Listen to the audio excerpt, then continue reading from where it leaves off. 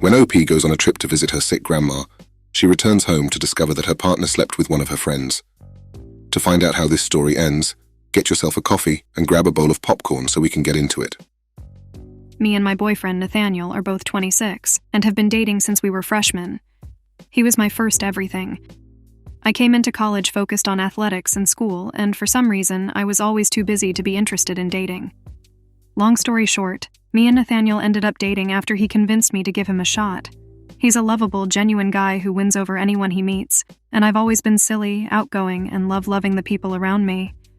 Me and Nathaniel are total opposites when it comes to our cultural background and hobbies, but we share a strong love for each other, and we both work hard to build a great future for ourselves, so we balance each other out. Nathaniel's done extremely well, and made an amazing career for himself. He's in the public eye, and has many opportunities to cheat with girls who are clout and money hungry. I truly never worried about it because we still act like everyday normal people, because that's what we are. His job requires us to move to where he's needed, so we tend to make friends with the couples who he works with, because it's easy and we understand each other's lifestyle. The girls often bond about the hardships they go through with their partner's schedules, and we even made a friend group that I enjoyed getting support from, but in my heart of hearts, I knew they weren't like my other friends. There was a lot of toxicity that went on with the other couples, and I was always there to support my friends, and they would often joke about my boyfriend being the only good one. Fast forward 2 years of being in this group, and we go on a yacht for my friend's birthday. My boyfriend got drunk and started dancing with and touching other girls in front of me, and because I didn't want to make a scene, I pretended that I didn't see, and went to the front of the boat. It hurt me, and we talked about it the next day. I told him that it looked really bad, and made me feel like a dumb girl who lets her man walk all over her. The following weekend, I found out my grandma was sick, so I went to visit her, so it was the perfect time for a break for us. And when I got home, I thought everything was fine again. Fast forward 1.5 years, and I've not really spoken to this friend group in a while. A few of the guys had to relocate due to job changes, so I thought it was normal to slowly grow apart, but I still questioned the validity of the friendships I made with these women. I called a friend who was on my mind and asked if I'd done anything to hurt our friendship. I wanted to resolve it because I thought about her often. She then broke down and told me that my boyfriend slept with one of my friends, and this friend's partner worked with Nathaniel. This was why they stopped talking to me. The friend group, which includes 6 others, one being the mistress, felt so bad that they didn't want to tell me and said that my boyfriend would tell me. And because they didn't want to deal with it, they just stopped talking to me. I called all of them to find out if this was true, and it turned out that it was a one-time thing. It happened while I was visiting my grandma. They were drunk, had sex on my couch, and they even recorded it.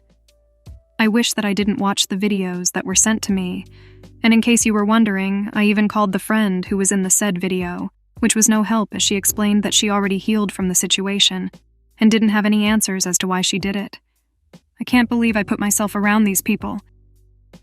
My boyfriend admitted everything to me and said he's been too much of a coward to tell me this whole time.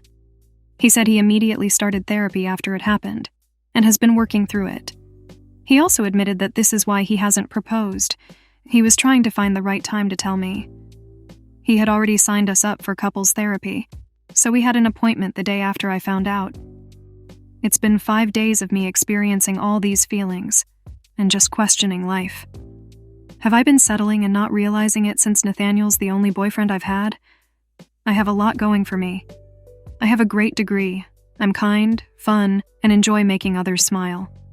A lot of girls would stay simply for the lifestyle you get to live because of his work world, but I don't care about that kind of stuff.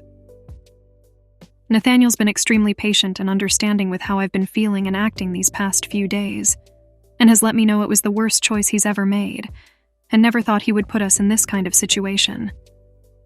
He feels extremely remorseful, and I can tell that he means it. He says he wants to be the best husband and dad he could ever be, and can only see a future with me, and I believe this too. I just feel disgusted, especially since the video is burned into my mind. I immediately threw away that couch too.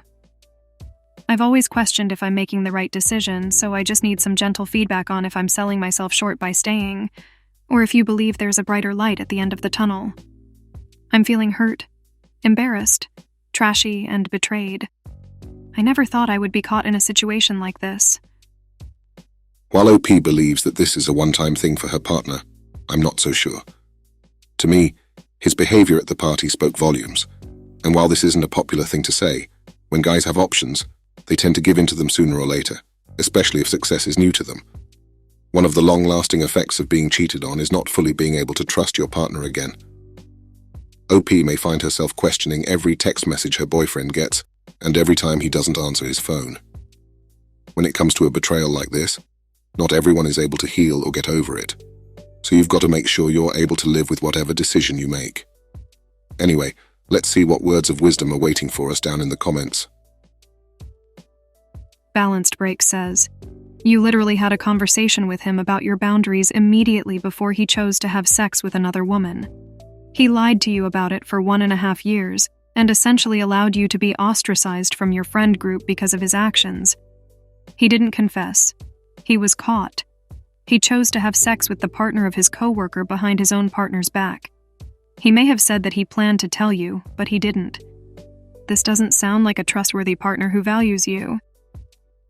The people in this group are not your friends. They are his coworkers and associates. You seem like you're surrounded by people you can't trust. How do you know there weren't others? If he's comfortable dancing and being inappropriate with girls in front of you, imagine what he's comfortable with when you're not there. Only you can decide if you want to move forward in the relationship. But regardless of what you choose, I hope you're able to develop strong friendships outside of just his circle. You need support for you too." Hawk3 says, "This is blunt, but when you said you can tell that he's remorseful, I don't quite believe that you can. He lied to you very well for a long time and you had no clue. Couples therapy is too early in the process. You need to think about this alone or with your own counselor. You've had a traumatic injury, and now you're forced to discuss this with the person who injured you. Couples therapy tends to focus on what both of you did wrong, but you need to focus on healing. You could fact-check when he actually started therapy. Surely there's an indication of a bill or an insurance explanation of benefits to back up his story." This Redditor's spot on. If OP couldn't tell that her partner had cheated on her, she can't know anything for sure. If you've ever watched people play the game Among Us that was super popular during the pandemic, you'll see firsthand how convincing people can be when they're lying.